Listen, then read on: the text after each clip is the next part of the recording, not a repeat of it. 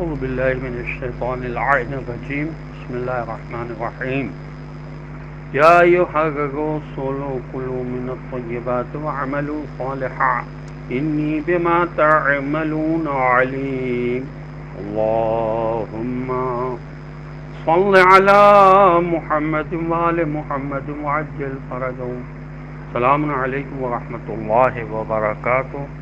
اللہ تبارک و تعالیٰ کا شکر ہے کہ سورہ مومنون قرآن مجید کا 23 نمبر کا سورہ ہے۔ اس کی آیت نمبر 51 کی تلاوت کا شرف میں نے حاصل کیا، جس کا ترجمہ یہ ہے کہ اے پیغمبروں، پاکیزہ چیزیں کھاؤ اور عمل صالح بجا لاؤ۔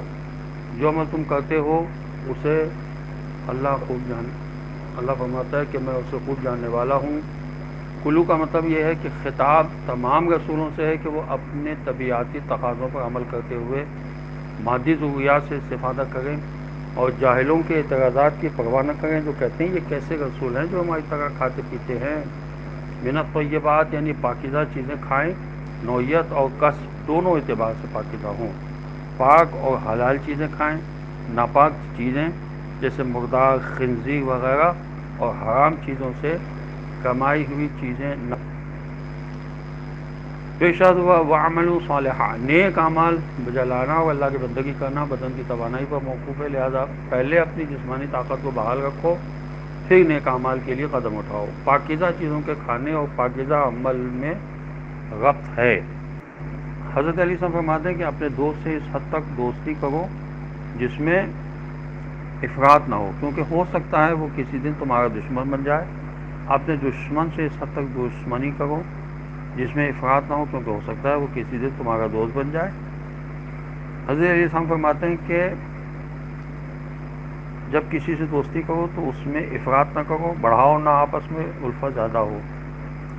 اور مزید مولانا فرمایا کہ جب اپنے کسی پیارے دوست کو کسی چیز کا امین بناؤ تو اس بارے میں اپنے معاملے میں احتیاط برتو اور اپنے رازوں کو اس سے محفوظ رکھو، ورنہ ہو سکتا ہے کہ کسی وقت تمہیں اس پر ندامت ہو، یعنی نادم ہونا پڑے۔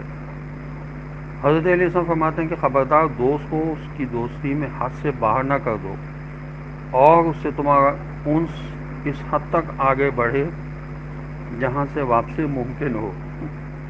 جناتوں میں شہوت کا مادہ ہوتا ہے۔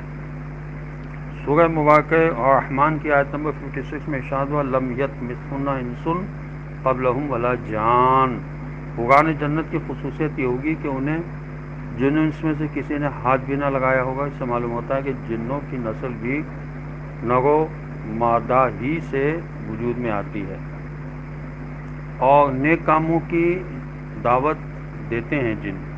سورہ جن ہی کی آیت نمبر 1 اور 2 میں ارشاد ہوا قل اوحی الی انہ استمع نفر من الجن فقالوا انا سمعنا قرآنا عجبا یہدی الی الرشد فآمنا به ولن نشرک بربنا احدا۔ مجھے وحی ہوئی ہے کہ کچھ جناتوں نے میری باتوں کو سنا اور کہتے ہیں ہم نے قرآن کو عجیب انداز سے دیکھا جو راہ راست کی طرف ہدایت کرتا ہے، لہذا ہم اس پر ایمان لائے اور کسی کو ہم اپنے پروردگار کا شریک قرار نہیں دیتے۔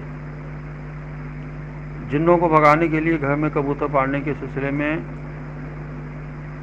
حضرت ابی عبداللہ علیہ السلام فرماتے ہیں کہ ہر نبی کے گھر میں 2 کبوتر رہتے تھے، اس لیے کہ بے عقل جن گھر میں بچوں سے کھیلتے ہیں، لیکن جب گھر میں کبوتر ہوں تو وہ کبوتر کے ساتھ کھیلیں گے اور لوگوں کو چھوڑ دیں گے۔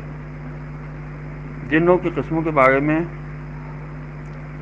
بحر الانوار میں لکھا ہے کہ جن 3 قسم کے ہوتے ہیں، نمبر 1 فرشتوں کے ساتھ، نمبر 2 آسمان میں پرواز کرنے والے اور نمبر 3 سانپ اور کتوں کی شکل میں۔ خدا ہمیں دین کو سمجھنے اور اس پر عمل کرنے کی توفیق عطا فرمائے۔ السلام علیکم ورحمۃ اللہ وبرکاتہ۔